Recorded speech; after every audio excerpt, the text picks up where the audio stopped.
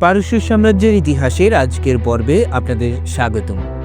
ইরানের ইতিহাসে সাফাবি সাম্রাজ্যের পতনের পরবর্তী সময়টি ছিল রাজনৈতিক বিশৃঙ্খলা ও ক্ষমতার জন্য রক্তক্ষয়ী প্রতিযোগিতার যুগ।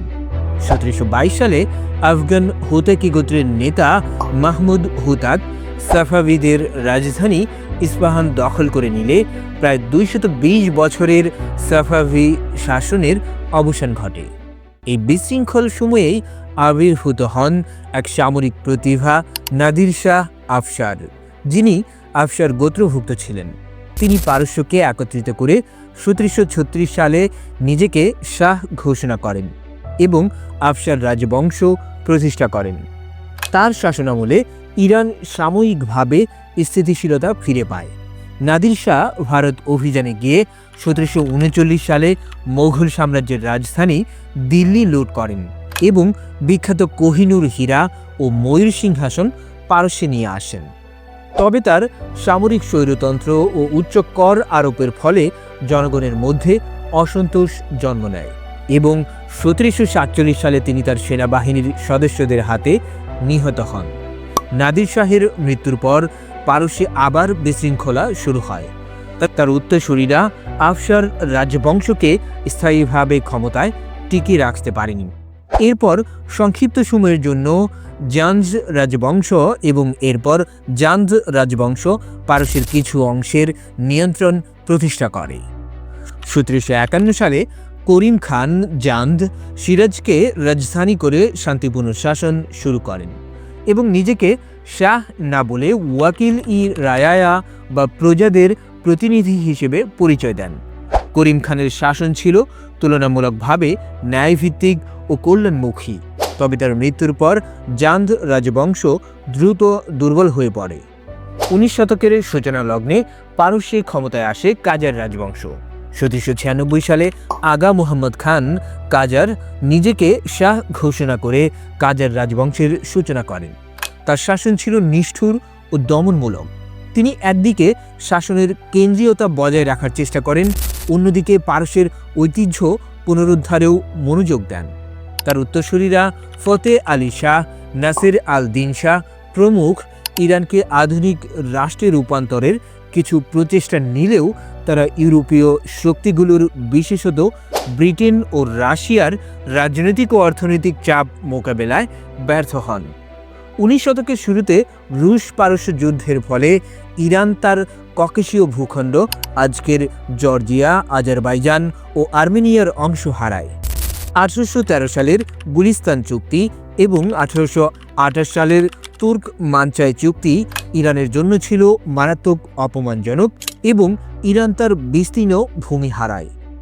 কাজার রাজাদের দুর্বল নেতৃত্ব, পশ্চিমাদের প্রভাব, দুর্নীতি ও অর্থনৈতিক দুরবস্থা ইরানের অভ্যন্তরীণ রাজনৈতিক অস্থিরতা বাড়িয়ে তোলে।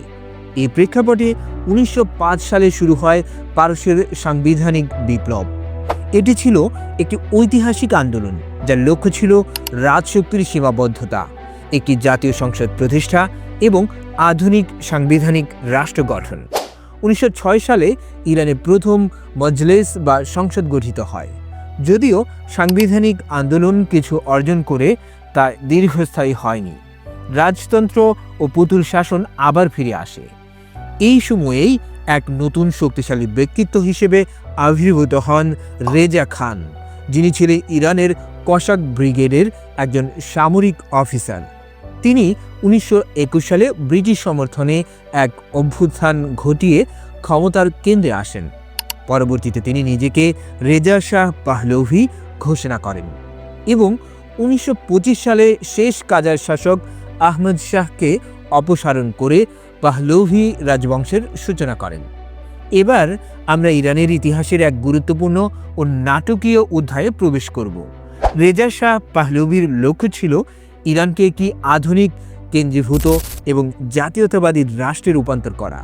তিনি ইউরোপীয় মডেলে শিক্ষা ব্যবস্থা সংস্কার করেন, নারীদের জন্য হিজাব নিষিদ্ধ করেন, ধর্মীয় প্রভাব কমানোর চেষ্টা করেন এবং সেকুলার আইনের প্রবর্তন করেন।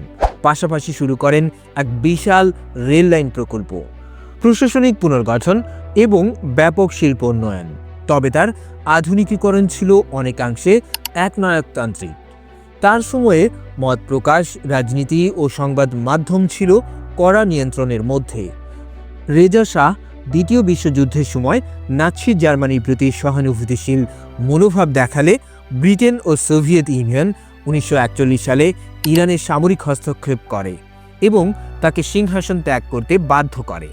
তার পুত্র মোহাম্মদ রেজা পাহলভিকে শাহ ঘোষণা করা হয়। মোহাম্মদ রেজা প্রথমে তুলনামূলকভাবে দুর্বল ও ব্রিটিশ প্রভাবাধীন শাসক ছিলেন, তবে ইরানে তখন এক নতুন রাজনৈতিক শক্তির উত্থান হচ্ছিল, জাতীয়তাবাদী আন্দোলন, যার নেতৃত্বে ছিলেন মোহাম্মদ মুসাদ্দেক। মুসাদ্দেক একজন জনপ্রিয় রাজনীতিবিদ, আইনজীবী ও জাতীয়তাবাদী নেতা ছিলেন। তিনি ব্রিটিশ মালিকানাধীন অ্যাংলো ইরানিয়ান অয়েল কোম্পানির, আজকের ব্রিটিশ পেট্রোলিয়ামের বিরুদ্ধে অবস্থান নিয়ে 1951 সালে ইরানে তেল শিল্প জাতীয়করণ করেন। এর ফলে ইরানের জনগণের মধ্যে তিনি নায়ক হিসেবে পরিচিত হন, কিন্তু ব্রিটিশ ও আমেরিকান স্বার্থ এতে আঘাতপ্রাপ্ত হয়। ব্রিটেন ইরানের বিরুদ্ধে আন্তর্জাতিক অবরোধ আরোপ করে এবং আন্তর্জাতিক আদালতে মামলা করে, কিন্তু মুসাদ্দেক তার অবস্থানে অনড় থাকেন। 1951 সালে মুসাদ্দেক প্রধানমন্ত্রী নিযুক্ত হন। তিনি পার্লামেন্টকে শক্তিশালী করতে চান, রাজতন্ত্রের ক্ষমতা সীমিত করতে চেয়েছিলেন এবং আইনের শাসন কায়েমের চেষ্টা করেন। তবে তেল জাতীয়করণ নিয়ে সৃষ্ট অর্থনৈতিক সংকট, অভ্যন্তরীণ বিরোধিতা এবং রাজপ্রাসাদের সঙ্গে বিরোধ ক্রমে বেড়ে যায়। পশ্চিম পরাশক্তি, বিশেষত যুক্তরাষ্ট্র ও ব্রিটেন, মোসাদ্দেককে বিপজ্জনক ভাবতে শুরু করে। 1953 সালে CIA এবং ব্রিটিশ গোয়েন্দা সংস্থা MI6 যৌথভাবে অপারেশন আয়াক্স নামের এক গোপন অভিযানের মাধ্যমে মোসাদ্দেককে ক্ষমতাচ্যুত করে। এই অভিযানে ইরানের কিছু সামরিক জেনারেল, ধর্মীয় নেতৃবৃন্দ এবং রাজপরিবারের সদস্যরা সহযোগিতা করে। অভ্যুত্থানের পর মোহাম্মদ রেজা পাহলভি পুনরায় পূর্ণ ক্ষমতা লাভ করেন এবং আরও স্বৈরাচারী পন্থায় দেশ শাসন শুরু করেন। তার শাসন একদিকে ছিল প্রবল পশ্চিমপন্থী আর অন্যদিকে ছিল জনবিচ্ছিন্ন ও দমনমূলক। তিনি নিজেকে শাহিনশাহ বা রাজবংশের রাজা ঘোষণা করেন এবং দেশে একনায়কতন্ত্র প্রতিষ্ঠা করেন।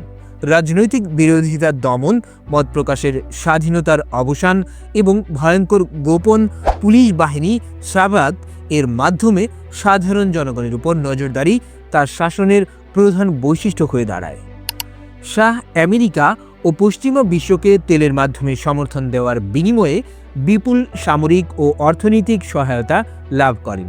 তিনি হোয়াইট রেভলিউশন নামে একটি সংস্কার কর্মসূচি চালু করেন, যার আওতায় জমি সংস্কার, নারীদের ভোটাধিকার, শিক্ষা সম্প্রসারণ এবং শিল্প উন্নয়নের উদ্যোগ নেওয়া হয়। যদিও এসব সংস্কার অনেক দিক থেকে অগ্রগতির চিহ্ন বহন করে, তবুও সমাজের রক্ষণশীল অংশ, বিশেষ করে ধর্মীয় নেতা ও কৃষকগণ এতে অখুশি ছিলেন। কৃষকরা জমির মালিক হতে পারলেও তাদের আর্থিক নিরাপত্তা বাড়েনি, আর আলেমগণ মনে করতেন এটি ইসলাম ও পারস্যের ঐতিহ্যের বিরুদ্ধে একটি পশ্চিমা চক্রান্ত। এই দুঃশাসনের মূল বিরোধী শক্তি হয়ে ওঠেন আয়াতুল্লাহ রুহুল্লাহ খোমেনি। তিনি একাধারে ধর্মীয় পণ্ডিত, রাজনৈতিক চিন্তাবিদ ও জনগণের কণ্ঠস্বর ছিলেন। 1963 সালে শাহের সংস্কারের বিরুদ্ধে প্রতিবাদ জানালে তাকে গ্রেফতার করা হয় এবং পরে নির্বাসনে পাঠানো হয়। নির্বাসনে থেকেও তিনি তার বক্তৃতা ও লেখনীর মাধ্যমে ইরানের জনগণকে অনুপ্রাণিত করে চলেন। 1970-এর দশকে ইরানে অর্থনৈতিক বৈষম্য, দুর্নীতি, বেকারত্ব ও মূল্যস্ফীতি চরমে ওঠে। মধ্যবিত্ত, শ্রমিক, ছাত্র ও ধর্মীয় গোষ্ঠী সবাই একত্রিত হয়ে শাহ বিরোধী আন্দোলনে ঝাঁপিয়ে পড়ে। শাহের সরকার এসব আন্দোলন দমন করতে গিয়ে ব্যাপক হত্যাযজ্ঞ ও নির্যাতনের আশ্রয় নেয়, কিন্তু তাতে জনগণের ক্ষোভ আরও বেড়ে যায়। 1978 সালে ইরান জুড়ে ধর্মীয় নেতাদের ডাকা হরতাল, মিছিল এবং শোক দিবসের ধারাবাহিকতায় গণ আন্দোলন আগ্নেয়গিরির মতো ফেটে পড়ে।